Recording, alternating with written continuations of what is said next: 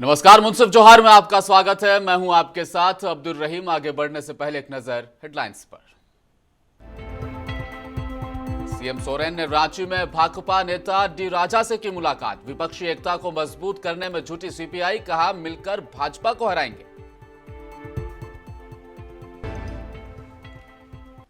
झारखंड के राज्यपाल सीपी राधाकृष्णन पहुंचे सरायकेला, बोले शिक्षा और स्वास्थ्य के क्षेत्र में हो रही है तरक्की।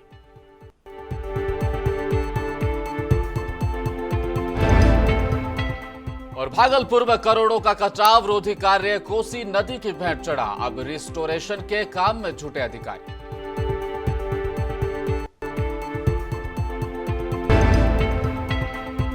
जानलेवा लू ने बिहार में बरपाया कहर। पिछले 5 दिनों में 45 मौतें। बरारी शमशान घाट पर लगी अंतिम संस्कार के लिए कतार।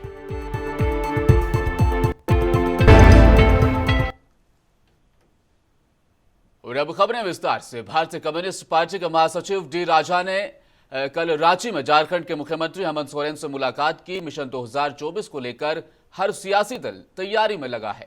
वहीं विपक्षी एकता को मजबूती देने के लिए भी कई पार्टियां एकजुट हो रही है। इसी कड़ी में भारतीय कम्युनिस्ट पार्टी झारखंड में विपक्षी एकता को मजबूत करने में जुटी है। मुख्यमंत्री से मुलाकात करने के बाद सीपीआई के राष्ट्रीय महासचिव डी राजा ने कहा, हम मिलकर भाजपा को हराएंगे। सीएम सोरेन ने कहा कि एक औपचारिक मुलाकात थी जिसमें कई विषयों पर चर्चा की गई। सीएम सोरेन ने ट्विटर पर पोस्ट किया, भारतीय कम्युनिस्ट पार्टी के राष्ट्रीय महासचिव डी राजा जी, पूर्व सांसद भुवनेश्वर प्रसाद मेहता जी और अन्य लोगों के साथ उनके आवास पर औपचारिक बैठक हुई। बैठक के दौरान कई विषयों पर चर्चा हुई।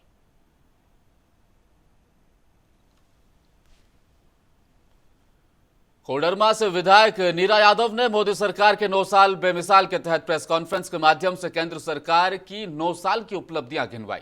साथ ही प्रेस कॉन्फ्रेंस में कोडरमा में बिजली की समस्या से परेशान लोगों को लेकर बिजली विभाग पर भी जमकर बरसी।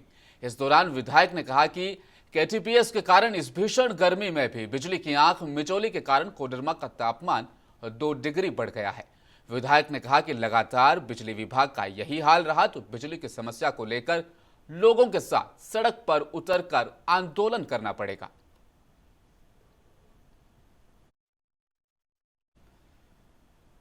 ग्रामीण विकास मंत्री सह पाकुड़ विधायक आलमगीर आलम ने पाकुड़ परिसदन में विद्युत विभाग के दुमका के महाप्रबंधक अधीक्षण अभियंता राकेश कुमार और पाकुड़ के सत्यनारायण पातर कार्यपालक अभियंता सहित अभियंताओं के साथ बैठक की। बैठक के बाद मंत्री आलमगीर आलम ने बिजली की आपूर्ति दुरुस्त हो इसके लिए निर्देश जारी किए। पाकुड़ ग्रिड और सब स्टेशन से बिजली की आपूर्ति सही तरीके से नहीं हो पा रही है। का जो डिमांड है एक करीब करीब सरकार की ओर से बिजली हम लोग उतना दे रहे हैं। उसके बावजूद हम लोग देखते हैं शहर हो चाहे गांव में हो, सभी क्षेत्र में जो है बिजली की कटौती होता है। गर्मी जब से बढ़ जाता है ज़्यादा तो उस लो वोल्टेज हो जाता है। ये सब कैसे दूर किया जाए।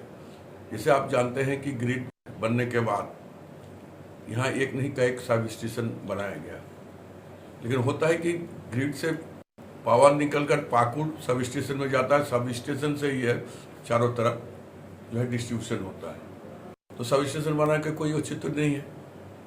उसके लिए एक नया लाइन निकालने के लिए बोला गया था कि डायरेक्ट ग्रिड से पावर सब स्टेशन में जाए ताकि पूरा फॉल्ट नहीं होगा। अगर जिस क्षेत्र का होगा उसी क्षेत्र के लोग प्रभावित होंगे। नहीं मिल रहा है, पावर पूरा मिल रहा है। जो वे जो हम अभी बताए कि 2 वे अभी और बन रहा है। ओवरलोड के कारण हम लोग वो ट्रिप कर जा रहा है। गर्मी काफ़ी हो रहा है, इसके कारण ट्रिप हो जा रहा है। तो वे बनेगा तो एनजीटी ने 10 जून से 15 अक्टूबर तक नदी घाटों से बालू उठाव पर रोक लगा दी है। इसके बावजूद गांवा प्रखंड के सकरी नदी, बेंड्रो नदी, पचियारीडीह नदी समेत कई जगहों से बालू का काला कारोबार पूरे परवान पर है और धड़ल्ले से बालू का उठाव किया जा रहा है। बालू के अवैध कारोबार में शामिल चंद लोग मालामाल हो रहे हैं। वहीं सरकार को प्रतिदिन राजस्व का भारी नुकसान हो रहा है, लेकिन इस काले कारोबार को रोकने की कोई भी पहल प्रशासन की तरफ से नहीं की जा रही है, जिस कारण अवैध धंधे में शामिल लोगों का मनोबल बढ़ गया है। तस्कर अब दिन दहाड़े और रात के अंधेरे में भी या सुबह भी प्रखंड के विभिन्न नदियों से बालू का उठाव लगातार करते आ रहे हैं। और आगामी 22 जून को भाजपा के राष्ट्रीय अध्यक्ष यानी जगत प्रकाश नड्डा के कार्यक्रम को लेकर इस वक्त गिरिडीह के झंडा मैदान में तैयारी जोरों पर है। भाजपा के राष्ट्रीय अध्यक्ष जेपी नड्डा 22 जून को गिरिडीह के झंडा मैदान में जनसभा को संबोधित करते नजर आएंगे।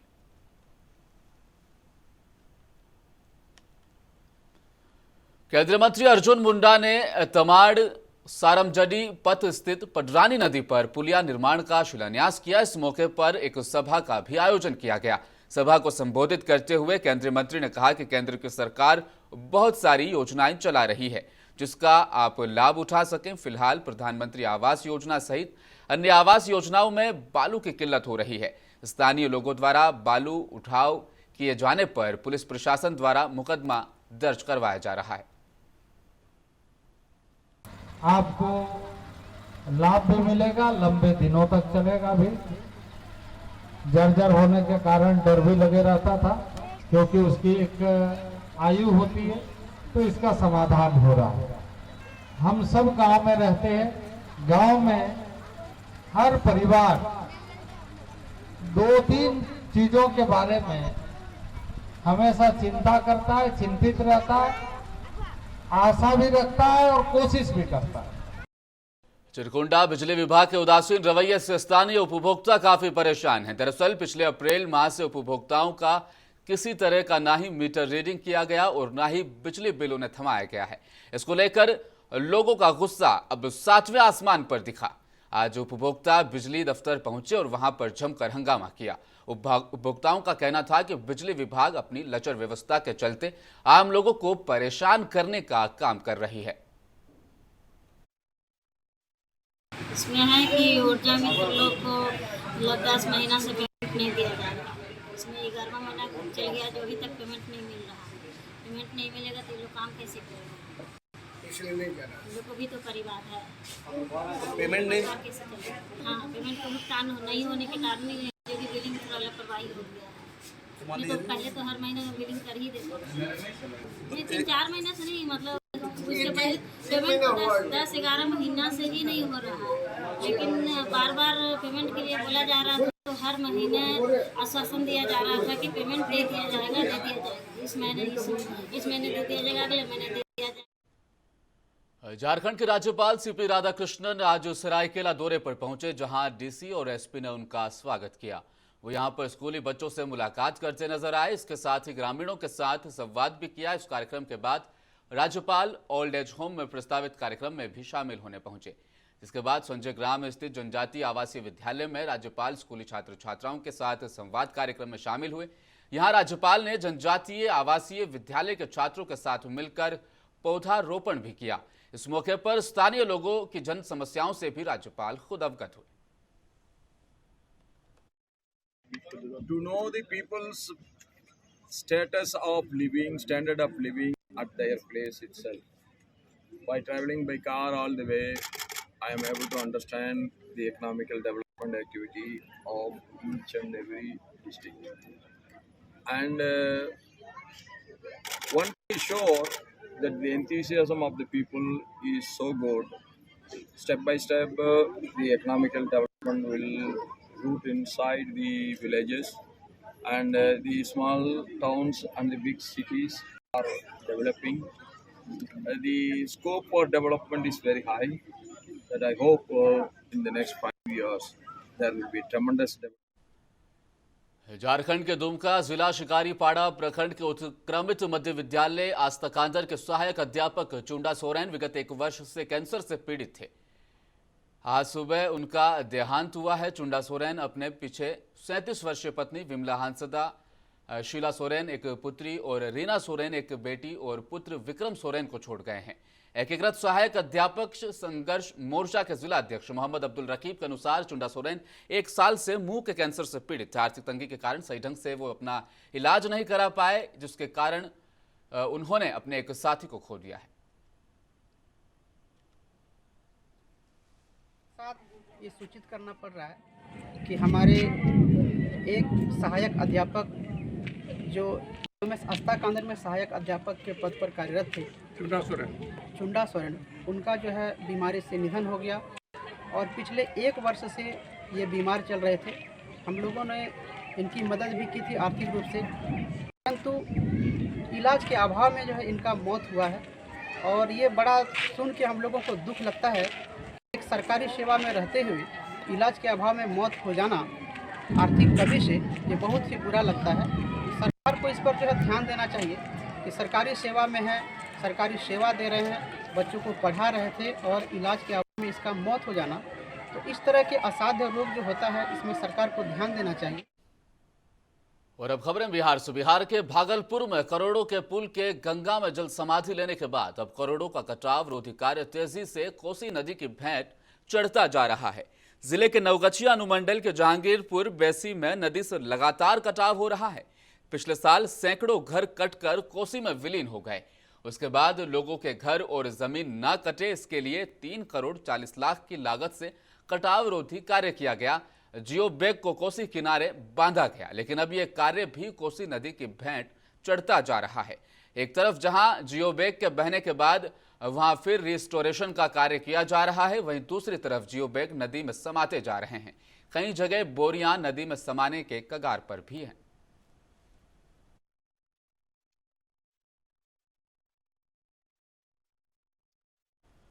और बिहार के नवादा में 23 मई से शुरू किए गए जेल क्रिकेट टूर्नामेंट का समापन किया गया, जिसका उद्घाटन प्रभारी जिलाधिकारी दीपक कुमार मिश्रा और आरक्षी अधीक्षक अम्बरीश राहुल ने फीता काट कर किया। जेल अधीक्षक अजीत कुमार ने मीडिया से बातचीत के दौरान कहा कि 23 मई से टूर्नामेंट शुरू हुआ था, जिसमें 4 टीम कैदियों की चंद्रशेखर आजाद, टैगोर, नेहरू और गांधी नाम से बनाई गई, जो लगातार 20 दिनों तक नॉकआउट ये टूर्नामेंट चलता रहा, जिसका समापन समारोह संपन्न हुआ।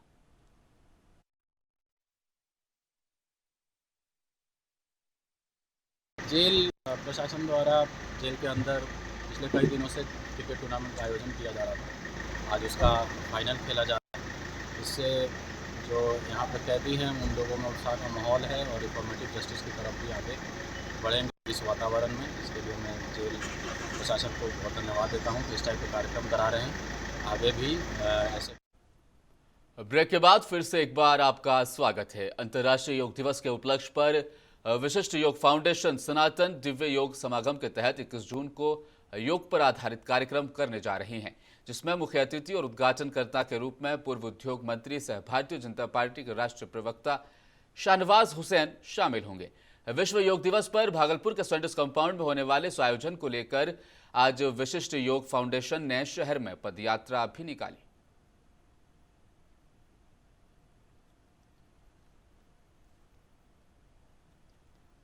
और भागलपुर महानगर के जनता दल यूनाइटेड की ओर से आज प्रबुद्ध जन एवं कार्यकर्ता सम्मान समारोह का आयोजन स्थानीय होटल में किया गया। वहीं आज के कार्यक्रम में भागलपुर और भागलपुर के आसपास के सभी सेक्टर अध्यक्ष और वार्ड अध्यक्ष के साथ बैठक की गई।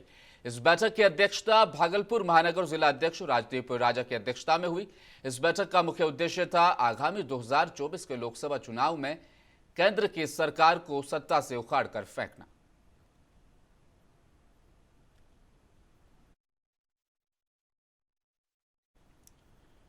और भागलपुर में लॉयंस इंटरनेशनल जिला 322 एक दूसरा कैबिनेट ऑफिसर ट्रेनिंग का आयोजन किया गया, जिसमें साल 2023-24 के भावी सेवा कार्यों की रूपरेखा हेतु कोसी, मुंगेर और सीमांचल क्षेत्र के लाइन पदाधिकारियों ने प्रशिक्षण लिया। साल 2023 और 24 की भावी सेवा कार्यों की रूपरेखा हेतु कोसी, मुंगेर और सीमांचल क्षेत्र के लॉयंस पदाधिकारियों ने प्रशिक्षण लिया है। अब गांव को सबल बनाने की दिशा निर्देश अब जारी किए गए हैं। इंटरनेशनल जिला 322 जो पूरे बिहार और झारखंड के कुछ क्षेत्रों को लेकर समाहित किया हुआ है, उसका आज भागलपुर में दूसरा कैबिनेट ऑफिसर्स और प्रेसिडेंट, सेक्रेटरी, ट्रेजरर्स का ट्रेनिंग का कार्यक्रम आज भागलपुर में आयोजित किया गया। इसका पहला कार्यक्रम पटना में विगत 21 मई को किया गया था, जिसमें पटना, आरा, बक्सर और निकटवर्ती शरीफ, नालंदा के क्षेत्र के लायंस पदाधिकारियों ने सम्मिलित हुए थे। और अभी भागलपुर में सीमांचल, कोसी क्षेत्र के, मुंगेर क्षेत्र से, भागलपुर क्षेत्र के सारे क्लब के पदाधिकारीगण यहाँ आज पधार चुके हैं, जिनके साथ में आज हमारा ये ट्रेनिंग का कार्यक्रम होगा। इस ट्रेनिंग के कार्यक्रम के दौरान हम इन पदाधिकारियों को सेवा कार्यों को करने के बारे में प्रशिक्षित करते हैं। आगामी वर्ष में जो हमारे कार्यक्रम है, एज ए जिलापाल के रूप में मैं जो कार्य करूंगा उसको इनके सामने में मैं प्रस्तुत करूंगा और इसके आधार पर ये अपने अपने क्षेत्रों में। बिहार में लू का कहर जारी है। यहां पिछले 5 दिनों में 45 से ज्यादा लोगों की मौत लू लगने की वजह से हो गई है। यही वजह है कि बिहार के 7 जिलों में लू को लेकर अलर्ट भी जारी कर दिया गया है। अकेले भोजपुर जिले में 35 से ज्यादा लोगों की मौत हुई है। बरारी शमशान घाट पर इन दिनों लाश के अंतिम संस्कार के लिए कतार लगी पड़ी है। बरारी शमशान घाट पर भागलपुर समेत झारखंड के दुमका, गोड्डा, बांका समेत कई जिलों से अंतिम संस्कार के लिए लोग यहां पहुंचते हैं। गर्मी के कारण मौत का आंकड़ा फिलहाल बढ़ गया है। बरारी स्थित विद्युत शवदाह के ऑपरेटर ने बताया कि अभी बड़ी तादाद में शमशान घाट पर अंतिम संस्कार के लिए कई इलाके से दूर दूर से लोग आते हैं।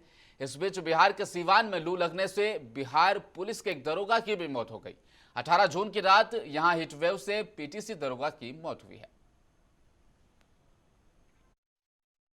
परेशानी तो काफी लगी, कोई व्यवस्था नहीं है, कहीं शेड नहीं है बैठने के लिए कि सरकार और नगर निगम के द्वारा सारी व्यवस्था नहीं सही। देखिए कम व्यवस्था है, दिखा जो पता सका के देखिए सरकार देख सकती है, नहीं देख सकती। किसी प्रकार की व्यवस्था यहाँ पे नहीं है। देखिए क्या व्यवस्था है, कोई व्यवस्था नहीं, कोई घाट नहीं है।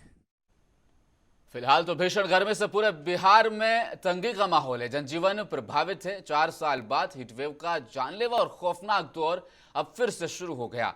पिछले 3 दिनों में लू के चलते दर्जनों मौतें होने की खबर भी है। हालांकि जिला स्वास्थ्य विभाग ने किसी की पुष्टि नहीं की। भले ही पुष्टि ना हुई हो, लेकिन लू से हो रही मौतों को नकारा नहीं जा सकता। लगभग 12 जून से मौत का तांडव बिहार में मचा है।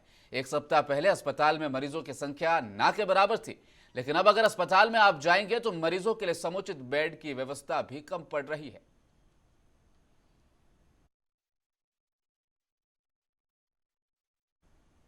और अर्थी सजाने के लिए इस्तेमाल होने वाले सामानों की कीमतों में अब बिहार में इजाफा हो गया है। इसके अलावा चिता पर लगने वाली लकड़ी की कीमतें भी बढ़ा दी गई। शमशान घाटों में एक चिता को जलाने के लिए लकड़ी 100 रुपए प्रति किलो से 120 रुपए प्रति किलो तक बेची और खरीदी जा रही है। इससे पहले 40 रुपए प्रति किलो का भाव था। इसी हिसाब से लकड़ी वहां पर मिलती थी। अब शवों को लेकर नंबर आने के लिए इंतजार में लोगों को खड़ा रहना पड़ता है और लकड़ी और अन्य सामग्री की मनमानी कीमतें वहां पर वसूली जा रही है। नगर परिषद के अनुसार शमशान घाटों पर एक मेन्यू चिपकाया हुआ है और लकड़ियों का रेट निर्धारित है। इसके बावजूद फिर भी दुकानदार मृतक के परिजनों के साथ भ्रष्टाचार करने से भी बाज नहीं आ रहे। यहाँ के लकड़ी की को लेकर के बहुत महंगा स्थिति चल रहा है। अच्छा। भीड़ को देखते हुए क्या आप लकड़ी के लिए आए थे क्या? हम लकड़ी के लिए आए हैं, लेकर आए हैं लाश यहाँ। तो वहाँ पर क्या रेट बताया? 120 रुपये किलो। 120 रुपये किलो। कौन सी लकड़ी? देवदार की लकड़ी। क्या लग रहा है आपको, मतलब ये जो सिस्टम यहाँ पर है कैसा मानेंगे? हम मानेंगे कि पहले से 1 महीना पहले 30 मई को जो लिए थे उससे यहाँ सिस्टम अभी बदतर हो। जिला प्रशासन इस पर क्या कार्रवाई करेगी? जिला प्रशासन अपना कार्रवाई कर सकती है, यहाँ का सुधार कर सकती है। क्या मांग है? मांग है कि यहाँ की व्यवस्था। और मुंसिफ जोहार के अंतिम क्षणों में एक बार फिर आपको दिखाएंगे हेडलाइंस। सीएम सोरेन ने रांची में भाकपा नेता डी राजा से की मुलाकात। विपक्षी एकता को मजबूत करने में जुटी सीपीआई, कहा मिलकर भाजपा को हराएंगे। झारखंड के राज्यपाल सीपी राधाकृष्णन पहुंचे सरायकेला, बोले शिक्षा और स्वास्थ्य के क्षेत्र में हो रही तरक्की।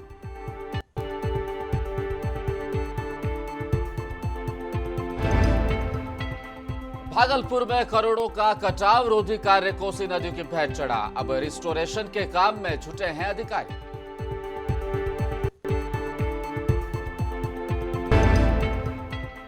और जानलेवा लू ने बिहार में बरपाया कहर। पिछले 5 दिनों में 45 मौतें। बरारी शमशान घाट पर लगी अंतिम संस्कार के लिए कतार।